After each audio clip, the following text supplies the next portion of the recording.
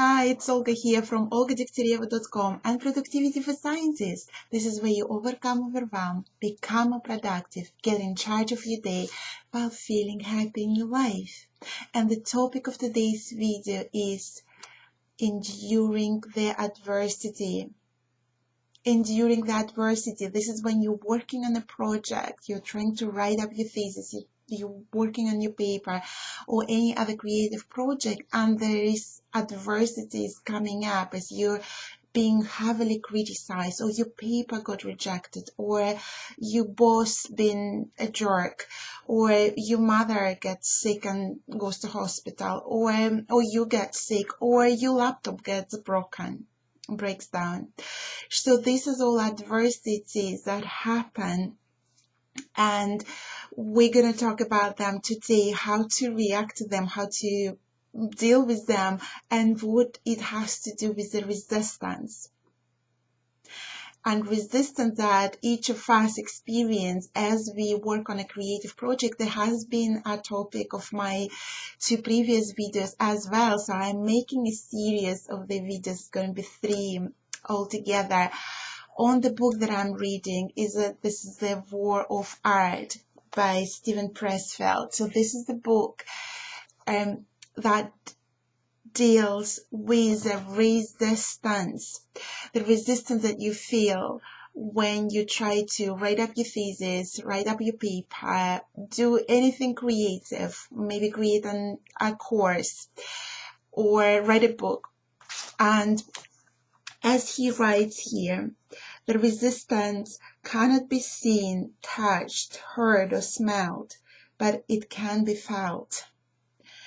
We experience it as an energy field radiating from work in potential.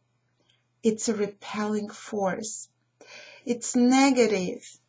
Its aim is to shove us away, distract us, prevent us from doing our work.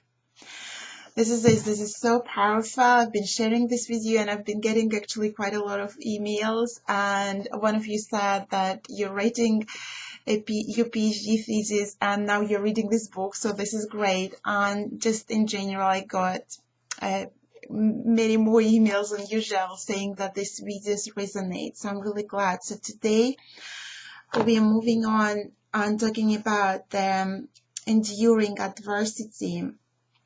And this is something that comes up as we try to work on a project.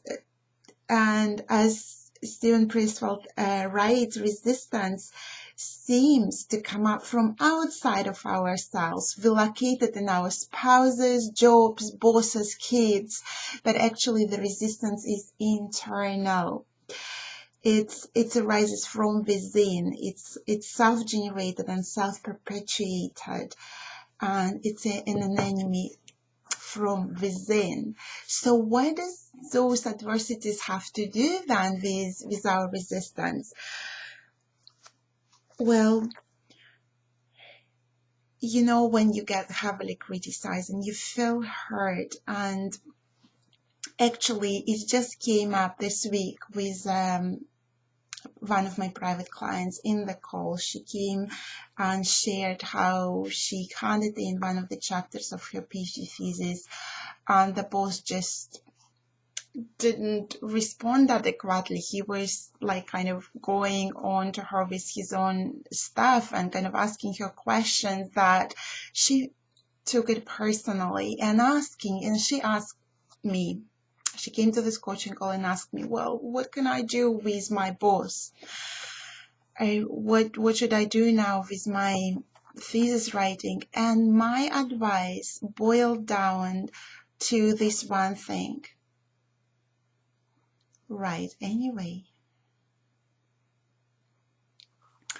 You can write anyway, despite of that criticism, despite of the inadequate reaction, despite of the seeming lack of support. You can write anyway. It's almost like realizing that your boss's reaction has nothing to do with your writing. It doesn't stop you from writing. You can still write, even if he didn't give you or she didn't give you the expected feedback right in that moment. And I know the rules for PhD thesis submission is different from university to university and from country to country. And in some, you actually need the approval of your supervisor before it gets submitted, but still, it doesn't stop you from writing. And Stephen Pressfield says it's even more powerful, so I just want to read it for you. And he talks about the professional, the person who knows all this stuff, who knows about the resistance, who just works despite the resistance. So that's what he says. The professional cannot let himself take humiliation personally. Humiliation, like rejection and criticism, is the external reflection of internal resistance.